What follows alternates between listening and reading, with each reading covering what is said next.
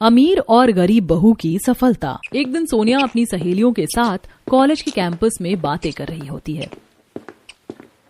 भाई मजे हैं तो इस सोनिया के, देखो तो कितनी सुंदर ड्रेस पहनी है सोनिया ने। इसके तो सारे कपड़े अच्छे होते हैं और इस बार का तेरा हेयर स्टाइल भी काफी बढ़िया लग रहा है सोनिया। Thank you guys. सारी सहेलियां बात कर रही होती कि तभी नीलम कॉलेज में एंटर करती। नीलम एक गरीब घर की लड़की थी, उसे कॉलेज में स्कॉलरशिप के थ्रू एडमिशन मिला था। वहीं उसके पुराने कपड़े और रहने का सिंपल तरीका देखकर कॉलेज की सभी लड़कियां उसका मजाक उड़ाया करती थी। एक हमारी सोनिया है इतनी मॉडर्न और क्लासी, और एक ये बहन जी है, भाई इसके बाल देख कितने ऑयली हैं, ऐसा लग रहा है ऑयल फैक्ट्री से डायरेक्ट कॉलेज आ रही है।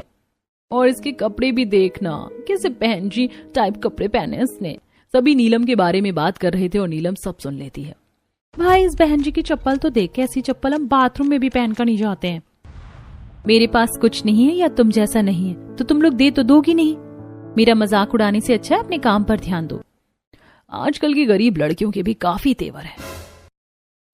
पता नहीं कहां कहां से आ जाती है मुंह उठाकर स्कॉलरशिप के बेसिस पर पढ़ने। चलो गाइस, सारी सहेलियां वहां से चली जाती हैं। ऐसे एक दिन नीलम आफ्टर लेक्चर बैठकर पढ़ाई कर रही होती है कि तभी देखो तो ये बहन जी आफ्टर लेक्चर भी पढ़ाई कर रही हैं। ऐसा लग रहा है आफ्टर कॉलेज बहुत बड़ी कलेक्टर बनने वाली हैं। कलेक्टर का तो पता नहीं, लेकिन हाँ जिंदगी में कुछ बेहतर करने की लालसा है। तुम जैसे गरीब बस डायलॉगबाजी ही कर सकते हो और कुछ नहीं। मैं गरीब हूँ इसका मतलब ये तो नहीं कि मैं काम करना नहीं जानती या काम नहीं कर सकती। कितना भी घिस लो, रहोगी तो गरीब ही। देखना, मैं तो आफ्टर कॉलेज यूएस जा रही हूँ अपनी एमबीए की पढ़ाई करने के लिए। फिर इंडिया आकर मस्त सी जॉब करूंगी और महीने के लाखों कमाऊंगी। तुम जिस नाले से निकल कर आई हो उसी गरीबी की गंदगी में फिर चली जाओगी। सोनिया और उसकी फ्रेंड्स नीलम पर हंसने लगती हैं और वहां से चली जाती हैं। नीलम ने जीवन में बहुत बड़े सपने तो नहीं देखे थे, लेकिन वो जिस गरीबी से गुजर रही थी वो नहीं चाहती थी कि उसकी आगे की जिंदगी भी उसी में गुजरे।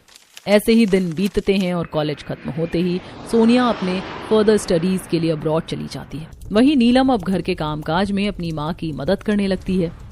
बेटा, अब तो तेरी पढ़ाई पूरी हो गई ना? जी पापा, अब तो पढ़ाई पूरी हो गई है।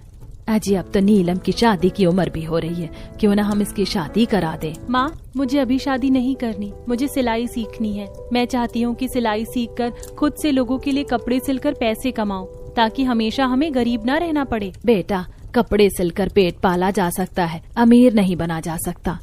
रही बात अगर तेरा मन है सिलाई सीखने का, तो पड़ोस की सुजाता कपड़े अच्छे सिलती है। उसे काम के लिए एक लड़की की जरूरत भी है। मैं उससे बात कर लेती हूँ, तो उसके यहाँ जाकर उसकी सिलाई में मदद करना और वो तुझे सिलाई सिखा भी देगी। ठीक है माँ, कल मैं सुजाता काकी के यहाँ टाइम से जाकर सिलाई सीख लूंगी। जिसके बाद रीना जी अपनी पड़ोसन सुजाता से बात करती है और नीलम अगले दिन से सुजाता की टेलरिंग की दुकान पर जाकर उसके साथ काम करती है और सिलाई सीखने लगती है। एक तरफ नीलम सिलाई सीख रही थी और दूसरी तरफ उसके माता पिता उसके लिए लड़का देख रहे होते हैं। ऐसे ही 6 महीने बीत जाते हैं और अब नीलम सिलाई सीख चुकी थी, साथ में घर को अच्छे से संभाल रही थी। एक दिन, नीलम बेटा, मैंने तेरे लिए एक लड़का देखा है। बेटा, हमारी हैसियत नहीं है कि हम लाखों रुपए दहेज दें। लड़का गरीब है लेकिन तुझे बहुत खुश रखेगा। पापा, मुझे कोई एतराज नहीं है, आपने पसंद किया है तो अच्छा ही होगा। जिसकी बात पवन अपनी माँ सुनिधि और बहन कीर्ति के साथ नीलम को देखने आता है।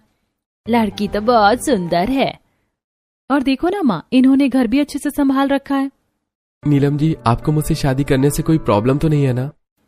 नीलम ना में सिर हिला देती है और कुछ देर तक दोनों परिवार आपस में बात करते हैं और नीलम और पवन का रिश्ता तय हो जाता है। कुछ ही दिनों में बहुत ही सादे सिंपल तरीके से नीलम और पवन की शादी हो जाती है और नीलम बहू बनकर पवन के घर आ जाती है। वहीं सोनिया फॉरेन में अपना एमबीए कर रही होती है और उसे वहीं पर रोहन मिलता है, जो कि काफी अमीर घर से था।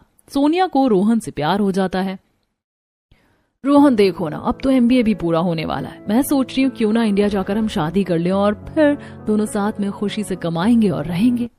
हाँ Sonia, baby don't worry, India जाते ही मैं अपने पेरेंट्स से शादी की बात करूंगा और तुम अपने पेरेंट्स से बात कर लेना। Okay baby. जिसके बाद एमबीए पूरा होते ही दोनों इंडिया आ जाते हैं और अपने घर में शादी की बात करते हैं। मुझे तो कोई प्रॉब्लम नहीं है सोनिया और रोहन की शादी से। बस सोनिया रोहन को कह दो कि अपने पेरेंट्स को ले आकर बात कर ले। हाँ बेटा, रोहन से कह देना अपने मम्मी पापा को लेकर मिल ले। अगले दिन रोहन अपने मम्मी पापा के साथ सोनिया के घर आता है। सोनिया का घर और मॉडर्न सोनिया रोहन के माता पिता को काफी पसंद आती है। सोनिया से मिलने के पहले मैं तो बहुत डरी थी कि कैसी लड़की होगी, कौन होगी, लेकिन अब मेरी चिंता एकदम दूर हो गई है। सोनिया तो वैसे ही मॉडर्न बहू है जैसी हम अपने रोहन के लिए ढूंढ रहे थे।